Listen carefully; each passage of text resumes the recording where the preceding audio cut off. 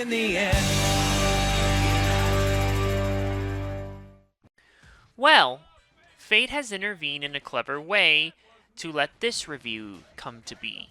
If you haven't seen my Retropalooza Houston 2025 pickups video, not only did I get today's game we'll be reviewing at the show, but I got it signed by the voice of NBA Jam himself, Tim Kitzrow.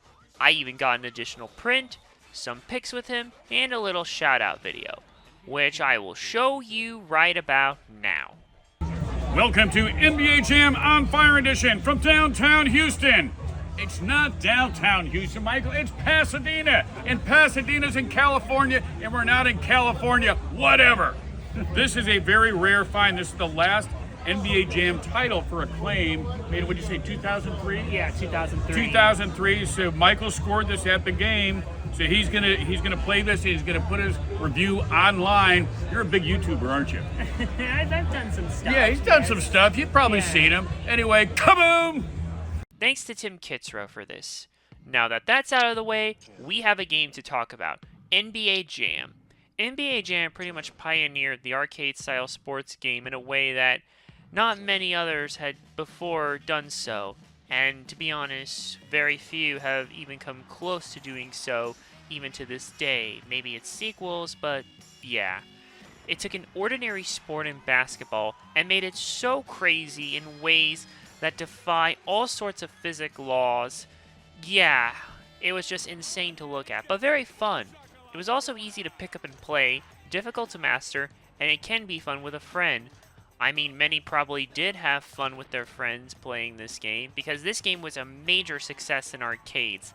This led to home ports and several arcade sequels, Hang Time and Showtime, with hoops being console only. These were without the Jam name though. See, the ones who handled the ports got the rights to use the NBA Jam name. They then used that name and made games of their own without Midway's, the original developer, involvement. And who was that dev? None other than Acclaim Entertainment. By early 2003, cracks in the foundation of Acclaim were starting to catch up to them.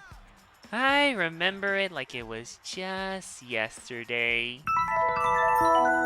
Reimbursing speeding tickets in the UK for the previous game, awarding money to any UK parents desperate enough to name their baby Turok for Turok Evolution, attempting to advertise Shadow Man's Second Coming on actual tombstones, I shit you not, and BMX Triple X, just all of it.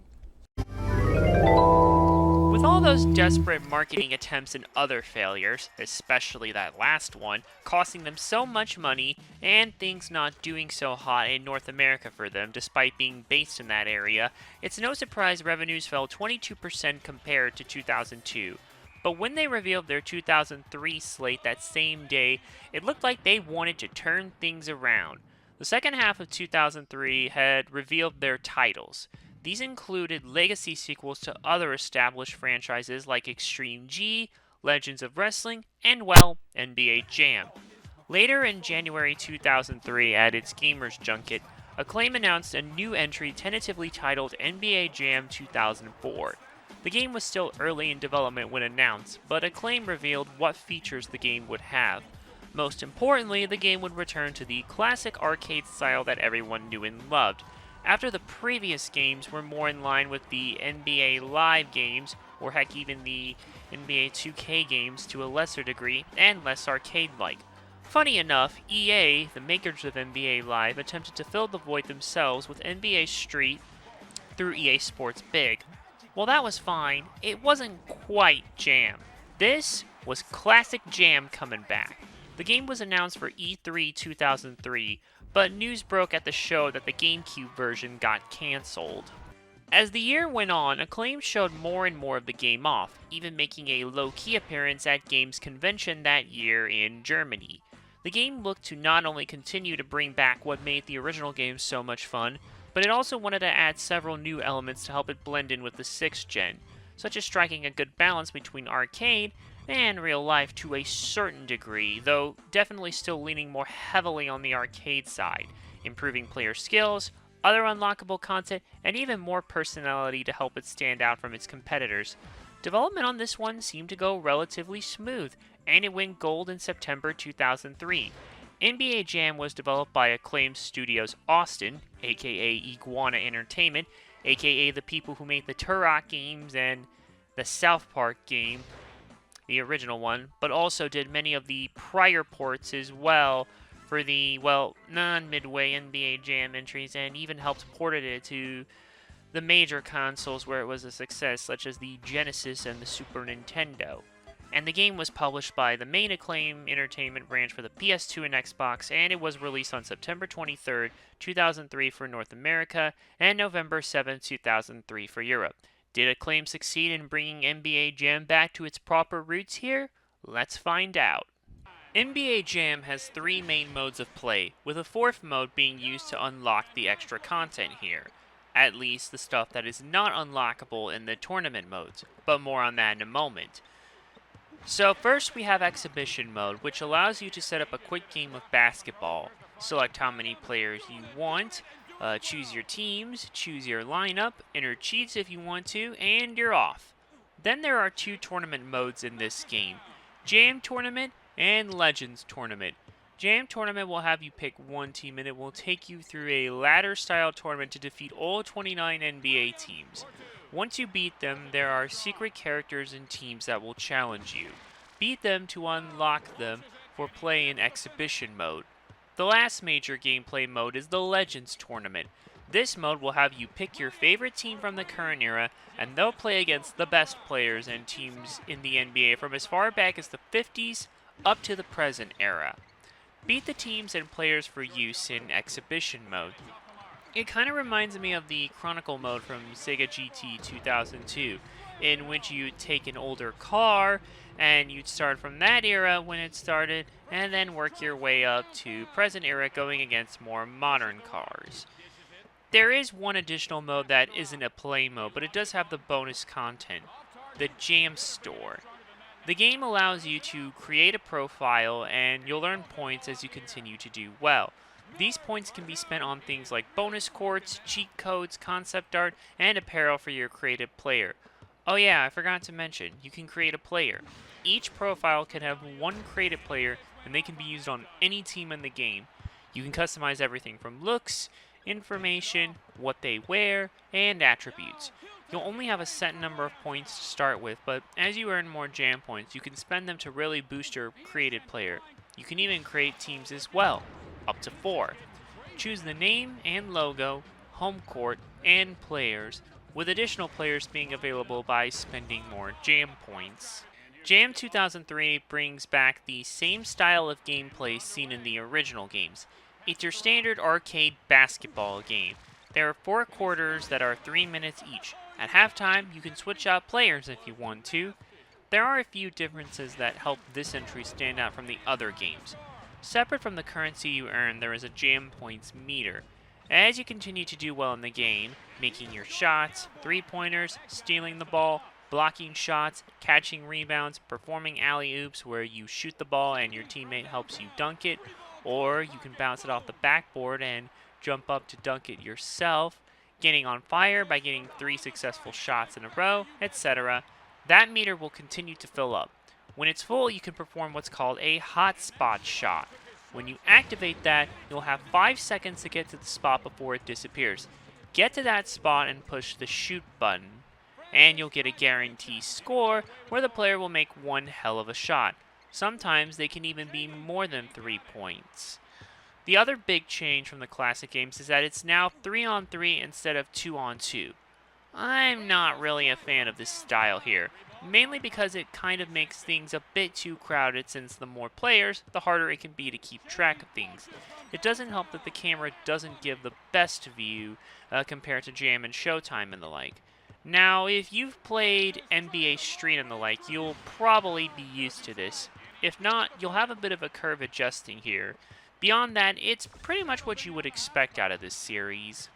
With action even more hectic, the need for strong controls is important for a game like this. Fortunately, the controls are very good here. There are 2 sides of them to master here, offense and defense. There's actually a decent amount of parity between the PS2 and Xbox versions, since the face buttons handle most of the major actions. The trigger buttons act as the turbo. Circle/B is shoot. Cross/A is pass. X/square allows you to do the juke move to throw the opponent off. And triangle/Y will set up an alley-oop. When holding turbo with these, you can respectively do a super dunk, turbo pass, or a dribble spin. When you don't have the ball but are on offense, you can use the shoot and pass buttons to call for the computer to either pass you the ball or shoot it. You can use the call for an alley-oop button here to jump up for an alley-oop. The shoot and alley-oop buttons here can be used for a jump or rebound catch, otherwise. Holding the shoot button here can catch the rebound and put it back in the hoop. Finally, when using turbo with the juke button here, you can push your opponent down. Defense wins championships, so remember these controls for defense. The juke button is used to steal the ball. The pass button here switches players. Jump/block/rebound remains unchanged from the offense without ball section, but holding turbo here will do super versions of these moves. Push also remains unchanged from the last section. This may seem like a lot to grasp, but you'll get it down with enough practice. The controls are responsive, work as they should, no input delay, and you do feel in control of the characters. It's also not too overly complicated despite my needless explanations, but someone's got to break it down. Overall, the controls are pretty good. The graphics here are pretty good. While not the most technically impressive sports game of the 6th generation, arcade or otherwise, it makes up for that in a lot of personality, much like the original games that came before. Nowhere is that more apparent than the move animations. The standard basketball moves for when the game is running normally look as they would in real life. It's when the characters start making these big jumps with the ball in one hand and slamming it down the net shortly after where the fun begins. These look very smooth and are impressive to look at. The alley-oops fit well, and you can do it yourself, like I said earlier, by bouncing the ball off the backboard, then jumping in to dunk it in yourself, kind of like that one scene in Like Mike. The hotspot shots also especially look really cool. The leaps of faith, the shoes with a little fire on them to make it feel like a rocket landing, the sort of trail of lightning that follows your player as they're moving across, etc. Heck, these moves are so powerful that they knock nearby players over. On top of that, the player models look good too. Smooth, and they have the cartoonish feel to them like in the previous games. The audience, though, not so great looking. Courtside attendees look fine, but the farther you go back, the more the crowd looks like it does in the SmackDown games, but I'm kinda used to that by now. The arenas also look fine, albeit a bit basic. Some of them do feel the same, and it's not quite diverse, but the bonus arenas more than make up for it. On the whole, the graphics look good, but for some it might not stand up to its contemporaries like NBA Street 2 from this era. Still, it does look good. The sound design here is another good point for this game. There are a few key sound effects that help enhance the special moves like the whooshes and stuff like that, on top of the normal basketball sounds you would hear when watching it. The crowd noise does tend to help enhance the ambience as well. They do vary depending on the action going on. They'll be a bit quieter when there's not a lot of action going on, and even in anticipation of something, they'll do the stomp stomp clap. And they'll really perk up when something exciting happens. The music is also fine, but you don't really get to hear much of it. Shockingly, it actually plays very little in the actual gameplay, with some exceptions. Even the original games had some basic stock music going on a la the SmackDown games. Though even cooler, when playing through the Legends tournament mode, the music actually fits within the time period, with actual artists from said periods. Pre-70s, we got Chuck Berry, Smokey Robinson, and James Brown, just to name some. In the 70s, we got Kool and the Gang, more James Brown, Rufus and Chaka Khan, James Gang, and Peaches and Herb. For the 80s, we got Cameo, Eric B. and Rakim, and Rick James. For the 90s, we got Tag Team, Belle Biv DeVoe, Deuce, and Jurassic 5. For the 2000s, we got Bootsy Collins, Grits, Nums, FOS, and Suburban. I think we can tell where the music budget started to run out. Still, it's a good mix of rock and hip-hop with a few exceptions sprinkled in, mostly in the 70s sort of thing here. It's a good mix on the whole. Tim Kitzrow returns once again to provide play-by-play voiceover, and he's on point as ever. All his signature catchphrases return, and he sounds just as enthusiastic as ever, and he still really brings it. One other interesting attention to detail that I noticed when looking at Legends mode stuff, actually, is that the voiceover here is actually modified to sound more like it's coming from like an old school radio from back in the day, and it really kind of helps just with the ambience of playing in that era. The only issue I have is that some things, when it comes to intros from before the game starts, don't quite flow. Not as bad as something like, say, Crush Hour, where there's like several seconds delays in between sentences, but it's only a minor complaint that really doesn't detract from this part. And with plenty of bonus content from teams, characters, apparel, cheats, and artwork, there's actually plenty to keep you coming back. NBA Jam 2003 is a very solid entry that brings the series back to its more arcade roots, and it's still fun to play like the original games. It looks good, sounds good, controls well, has plenty of content to keep you coming back, and it still maintains what made the original game so fun, while bringing it into the 6th generation of consoles successfully. However, there are some minor issues with some graphical stuff, main arena diversity, but I guess you can only do so much to a degree. The licensed soundtrack isn't quite utilized as much as you would think, and you are at the mercy of the developer since there is no difficulty options. So, yeah, if this gameplay looks a lot closer than it actually should be, yeah. It doesn't help that this game has a bit more of a curve to it due to the 3-on-3 style, which can feel overcrowded at first. Despite these flaws, I still recommend this game. It's kind of a shame this may have gotten overlooked when it first came out. I'm guessing its competitors were quite popular around this time. Where it stands amongst those games, I can't really say since I haven't played much of them. I know I should fix that, but what can I say? Is that this is still a solid arcade basketball game that both fans of the originals and newcomers will enjoy. I give NBA Jam 2003 a 4 out of 5. Thanks to my man Hav Geese for giving me a good deal on this one. Thanks to Tim Kitzrow for signing my game and shooting that little shout out video you saw early on. And thanks to everyone for watching. Now that detour is done, it's back to our regularly scheduled programming. Thanks for watching. Click subscribe below and check out the playlist on screen for more content. To help support the show beyond the usual means, check out my Patreon and Ko-fi on the link tree in the description. And come by my Twitch where I conquer my backlog one game at a time. See you in the next video.